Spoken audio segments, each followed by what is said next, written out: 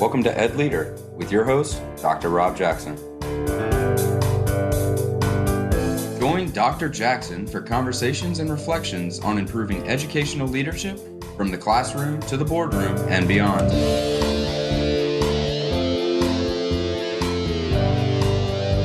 Educational leadership is an ever-evolving opportunity to make a real and lasting difference in the lives of students, parents, and the community.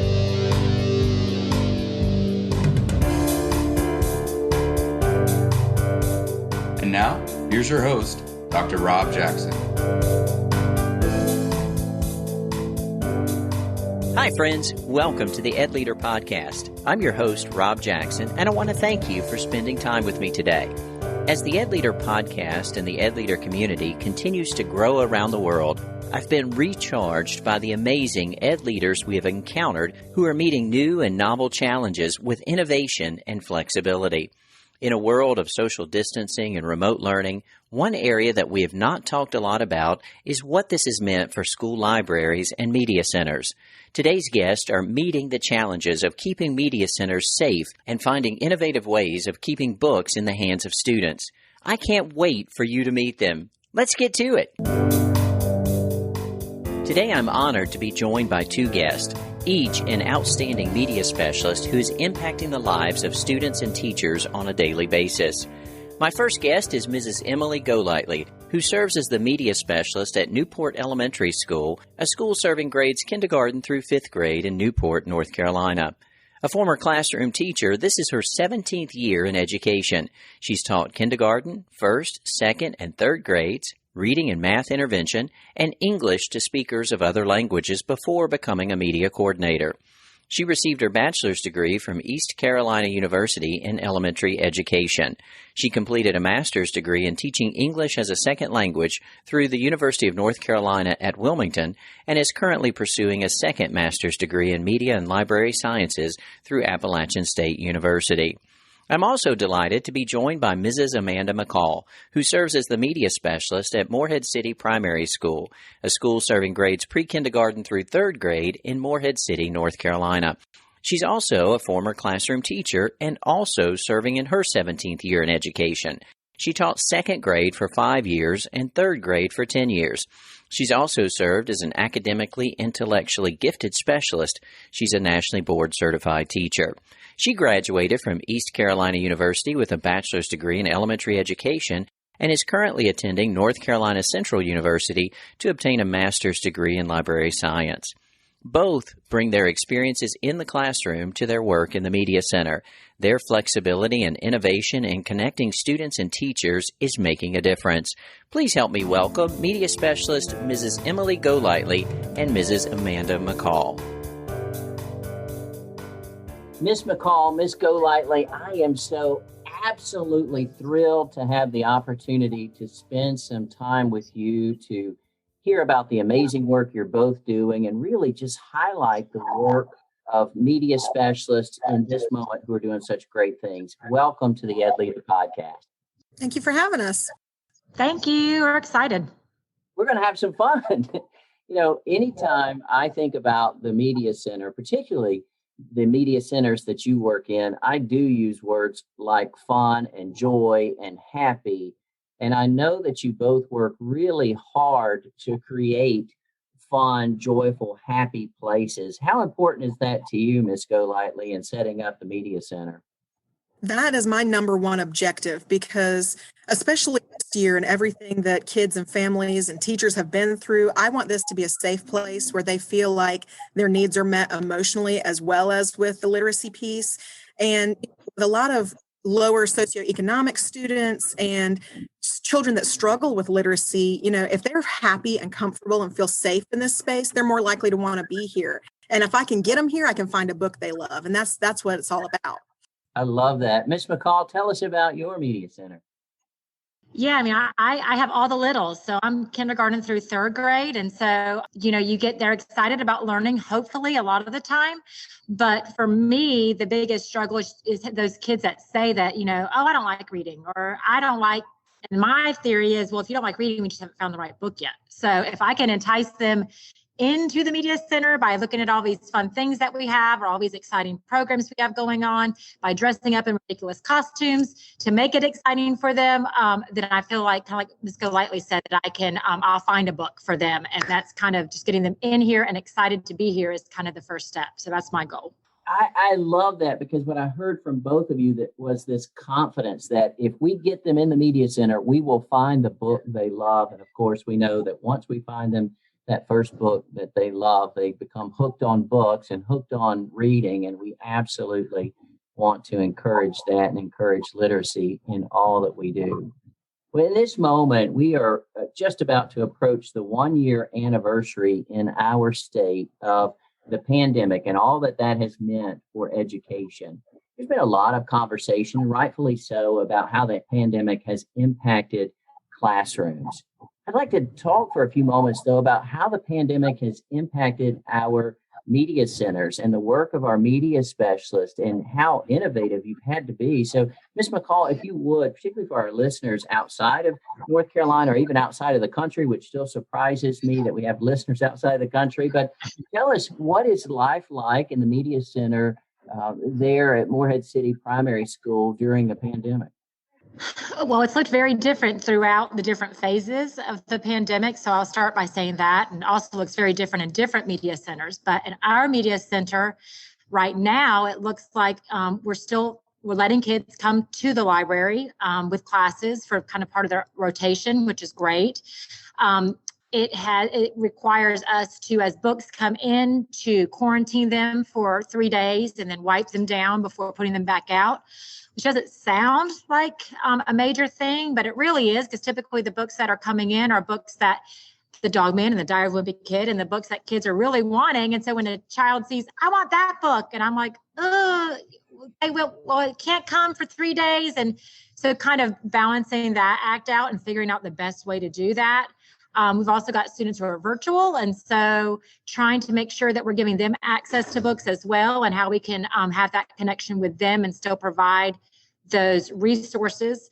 And on top of it, then, rather than just the books, like being on that technology end and trying to help with figuring that out for students and teachers and provide professional development on the newest programs and how to connect and all of that. So it's a lot to think about and to keep going. It truly is. And you mentioned the phases. And so in our state, we started out with all of our schools being closed. And then as we came into this school year, districts had the opportunity to attend on a hybrid model or fully face-to-face later in October. And so we have had many phases.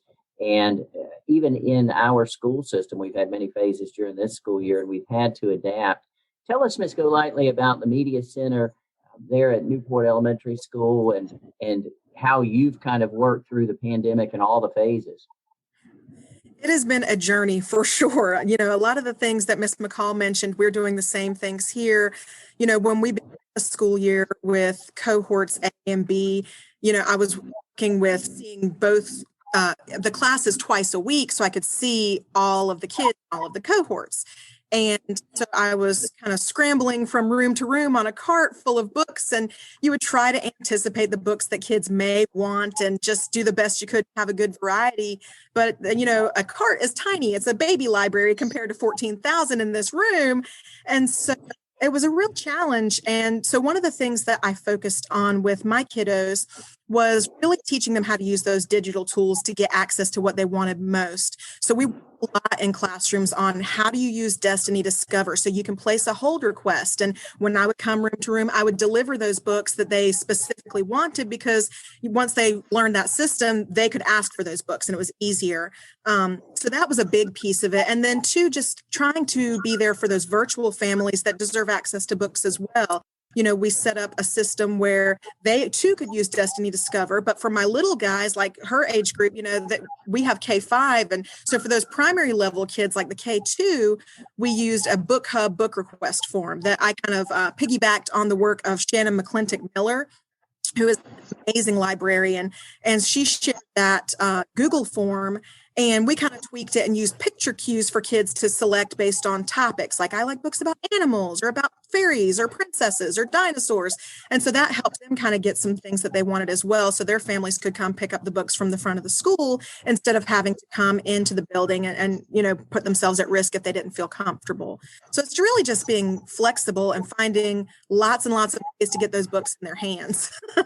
That's got to be the word of the day and the word of the year is that flexibility. And I certainly appreciate hearing from both of you how flexible you've been with students who are all virtual or students who were in the classroom and you had to take books on a cart, or even students being able to come into the media center. And Ms. McCall, you mentioned the books coming back and having to wait 3 days and wipe them down, that sort of thing.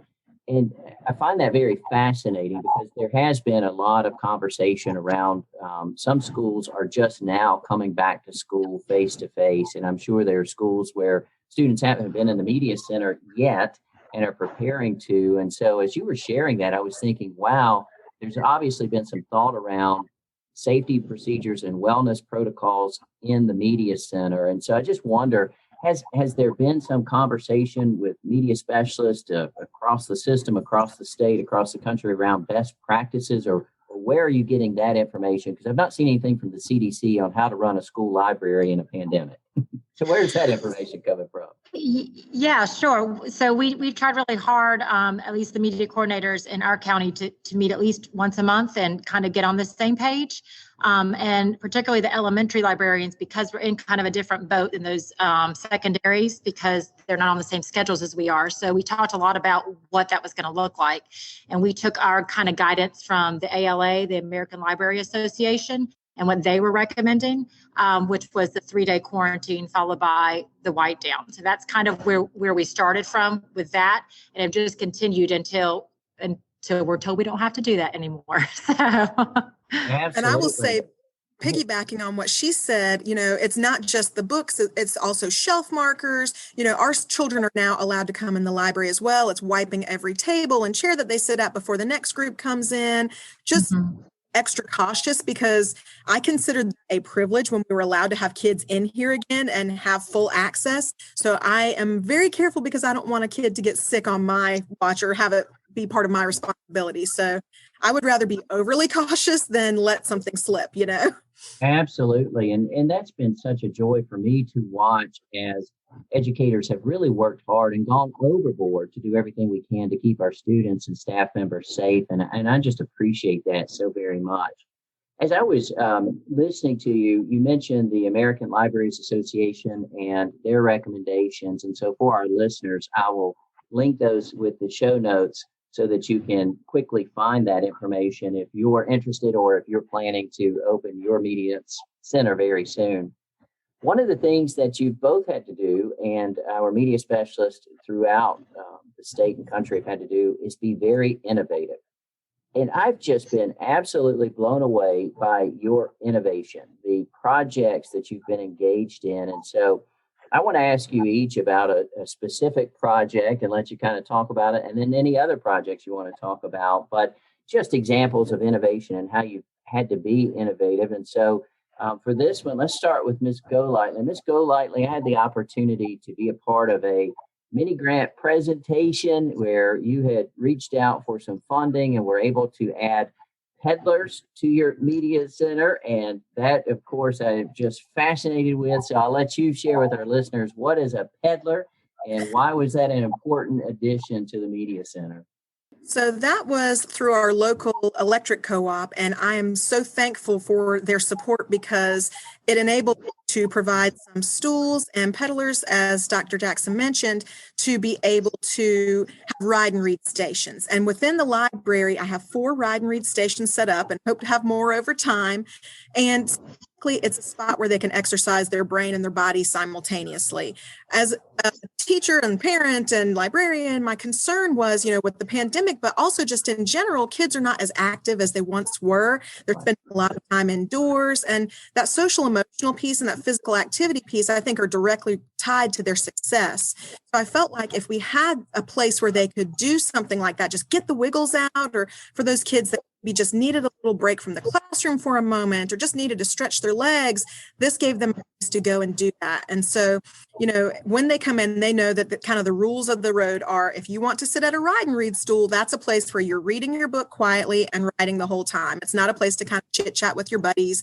And so they know that's different than other areas of the library. But that is a hot ticket spot to be in our library. Every time kids come in, whether it's with a class or individually, they make a beeline for those stools. And so I feel like it's been a worthwhile investment. And clearly the kids are showing that need was there. And so I'm glad that we had the opportunity to make it happen. I love it. And I try not to be in my office too often, but I think I need one of those peddlers under my desk because I could use it too. Enjoy that. Ms. McCall, I want to ask you about a project that I've been extremely fascinated with as well, and that is the STEM Lit kits that you have introduced to the school and just seem to have taken off. Tell us about that project. Okay, great. So I got funded through the same organization actually that Ms. Golightly's did through our Bright Ideas grant, which they offer yearly and are very generous to do. And so one of the big concerns that I had going into this, and when I was a classroom teacher before this, my biggest thing was parent engagement and family engagement and getting those parents and families on board and learning, because to me, making that as a team effort is going to be what's best for the student. Well, now in this role, I have that opportunity still, but on a larger scale because of getting to work with the whole school. And so being that there's this big disconnect, especially with COVID now, I was trying to figure out a way that I could bring that connection between school and home as an opportunity and still be following those guidelines. And so we went and chose 5 titles, and I purchased 5 copies of each title. And I found/created projects that are STEM based, so science, technology, engineering, mathematics. And parents can go on and fill out a Google form, which is on our website, and we send it out through social media to check out one of these STEM Lit kits. And then I take it and deliver it to the student. Student takes it home, and the family is added. There's a set of directions in there, and the family reads the story together, so to build that love of reading. And then there's a project, a STEM-based project that goes along with it. We've included all the supplies in there, so they don't really need anything outside of what's in that bag. And when they're done, they bring it back. And it's been a great success so far. We encourage the families to send pictures, so that helps me with being able to show it on social media and kind of promote it and keep it going. We've had over 70 checked out at this point since January. And so we're looking to maybe do more. We weren't sure how it was going to go over, but it seems to have been a big hit, and families seem to really be enjoying it. There's an option on the direction sheet for them to give input or feedback if there's something they think would make it better or different. So I feel I'm super excited by the success we've seen with it. I tell you, as I've seen those pictures, I've just been absolutely delighted because the pictures show parents or loved ones working on this project with their children. And as you shared the importance of parent engagement, we know that the best chance for a student to be successful is when we have this almost 3-legged stool between the student, the teacher, and the parent, or the student, the teacher, and the loved one. And when we really work well together, the stool functions the way it's supposed to, and students are successful. And so encouraging that engagement is really a beyond the pandemic kind of need, and certainly something that's just exciting to see. Ms. Golightly, what are you doing there to encourage parent engagement or to encourage kids to continue to be involved in the media center as we're going through this pandemic? Well, one thing that we started this year that has just been one of my favorite things is the virtual book club. So in the past, we have had Battle of the Books, and we do have a Battle of the Books virtual team this year, but it's different with COVID and not competing and, limited people participating just because it has to be in a virtual format. And so I had a lot of 3rd graders that were coming to me actually, and younger students that wanted to be a part of that, but it's a 4th and 5th grade opportunity. So I started a virtual book/movie club, and it's all books that have been turned into movies. Once a month, we kind of make it special. We do it at 7:00 on a Friday night, have a little Google Meet. They can have their jammies and popcorn and whatever. And we talk about the book. We talk about the movie. We do little activities that go with it, and just kind of have that conversation and camaraderie and connection that some kids are missing with the clubs not being available right now. So that has been one of the most special things, because I really feel like I've had the chance to connections with kids that they may be fully virtual and I wouldn't necessarily see them otherwise. And, I get to see their families and we kind of get to meet them on their home turf where they're most comfortable. And so that's been a really fun opportunity to kind of just chat with kids and not an academic rigorous setting where they may feel pressure to do a certain thing or act a certain way. It's just, let's have some fun, talk about what we read this month, and what you think of the movie, and no pressure, to get to enjoy the time together. So it's been powerful. I love that. And I just love when we make connections for students, especially around literature and reading, and really help them just see this literate life as something that's full and engaging. Ms. McCall, I know one of the things that you like to do is actually connect students with authors of the books and to offer that opportunity to build that connection. Tell us about how you do that and maybe why you do that, why that's important to be a part of your program.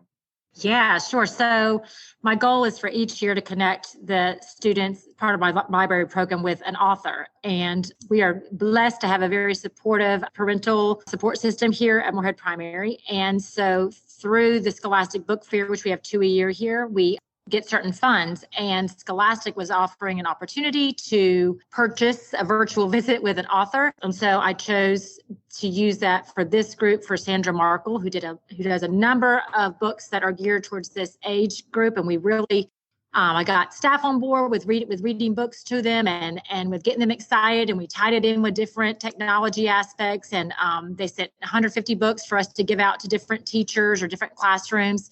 And so in February, earlier in the month, we got to have that connection where she met with the kids virtually. It was interesting trying to figure it out, but it all worked great. And she was fabulous. She did science experiments in it. And I think it's just really neat for the kids to be able to see that and to hear from a real author kind of what goes into that, for them to be able to ask questions about, well, you don't do the pictures. Who does do the pictures? And well, what gives you this idea? And when they hear from an author, well, I base it on kind of real life experiences. And for them to see that they could be someone just like that, and that the amount of time that goes into it, for them to be able to ask those questions and understand that, and just really understand and get that experience from somebody they've read all the books. They're just kind of fascinated with it. And when she's in her house, this particular time, she's in her house and her husband's filming. And so it's very real life. And she shows her book closet, which is, it's just really neat to see the kids' reaction. Because I think in their minds, it's one thing, and it's really, she's just a normal person. And for them to be able to make those connections and see that could be them one day is pretty special. It is absolutely special, and I absolutely love that. Well, we have arrived in the month of March, and for us in our country, the first week of the month of March is Read Across America Week. We celebrate Read Across America Day, and it's really become, it may not be a national holiday, but in our elementary schools, it feels like one. And so I'm really excited as a past elementary teacher about Read Across America always. Ms. Golightly, what are you doing there to celebrate Read Across America Day and Read Across America Week? So we are doing a bulletin board door decoration contest and featuring literacy on those to kind of promote that and get the kids excited. Having different themed dress-up days that coincide with different books, to have some guest readers coming in and just really pumping them up about literacy in general. But, Read Across America has also kind of shifted over time, and there's more of a focus, not just on Dr. Seuss and his birthday, but also on just principles of compassion and diversity and inclusion and acceptance and things like that. So trying to feature books that highlight those principles for our kids and help them understand that it's okay to be different, and we want to celebrate and encourage those differences as well through this project. Absolutely. I love that. And, everything should grow. It points to continuous improvement where it's not the same thing every single year, but we continue to grow as needs change. Tell us what you got going on for Read Across America Week over there at Moorhead City Primary School, Ms. McCall. Okay, yeah, we got a lot of the same things that Ms. Golightly talked about. We're also doing a door decorating contest, which is a new thing for us this year. So but same type of thing. It's going to be judged by our admin, because I didn't want that pressure. But I'll tied into like literacy and books, and I think we're excited to see what's going to happen with that. Different dress-up days going along with different themes. And we're excited. We're doing a new thing that we're starting this year called One School, One Book. That'll carry us through the month of March.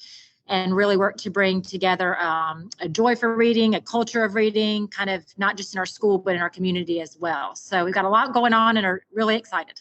I tell you what, I'm excited too, and I get so excited around anything we do to promote literacy. One of the things I know about both of you, and I just appreciate, is your commitment to really connection with all of the faculty, all of the staff members, all of the students, all of the families. And you just seem to do it in a way that just seems natural and seamless, but I'm sure there's a lot of purpose in the way you connect with others. Ms. Golightly, how do you ensure that the Media Center is really the center of the school and not just an afterthought? How do you make sure that you continue to be connected to all of the instruction taking place in the building?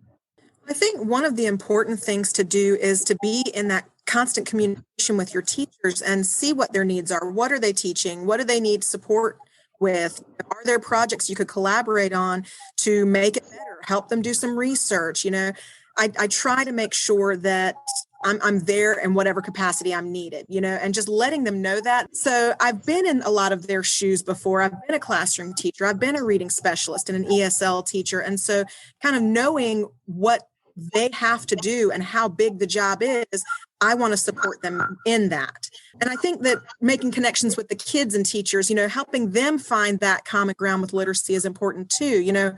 One of the things we're doing with Read Across America is featuring teachers' favorite books. And so we're going to have a big display in the library. And that way the kids can check out, if Miss Jones's favorite book is this book, I want that book because I love Miss Jones. And that gets them excited too and helps them build that bond as well. And so just anything around literacy where you can build that connection and community. I don't think that books are something that should occur in isolation.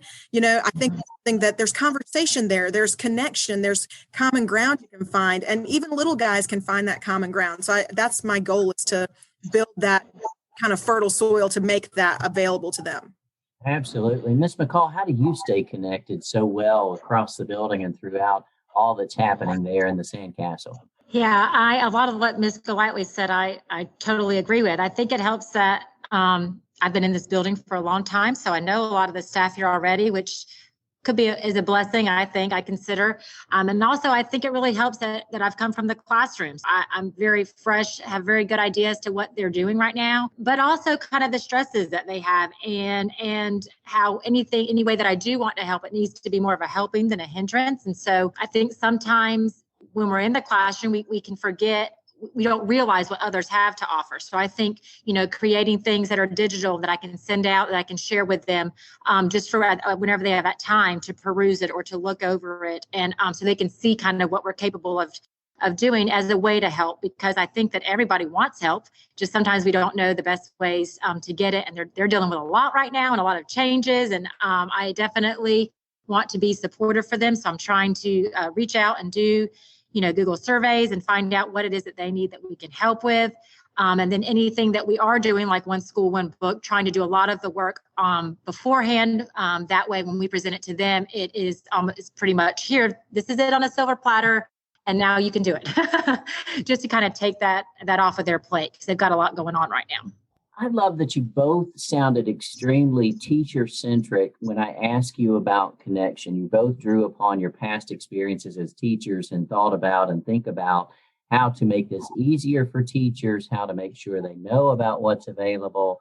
And that's just absolutely, it resonates within me, and I just absolutely love that. And I just want to thank you for the work you're doing, for how innovative you've been, how flexible you've been, how you've ensured that the Media Center didn't just start collecting cobwebs and dust, that it stayed an active part of our students and teachers' lives throughout this pandemic. And it's just a joy for me to be able to amplify your work and the work of your colleagues, not only across our district, but across the state and around the world, who are ensuring that books are in the hands of children and that we don't lose that incredible opportunity they have. Ms. McCall, Ms. Golightly, you are my heroes. Thank you for spending time with us today. Thank you. It was fun. Thank you. Thank you so much. I hope that you enjoyed our time with Mrs. Golightly and Mrs. McCall. Their flexibility and innovation have ensured that their media centers remain a vital part of students' learning lives.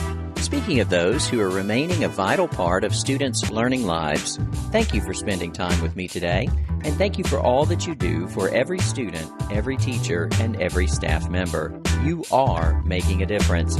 If no one else has told you, I want you to know that I believe in you. Good day. Thank you for listening to the Edleader podcast. Please subscribe to the podcast and consider leaving a review with 5 stars on Apple Podcasts so that we may continue to grow the Edleader community. We hope that you have enjoyed your time with Dr. Jackson. Until next time.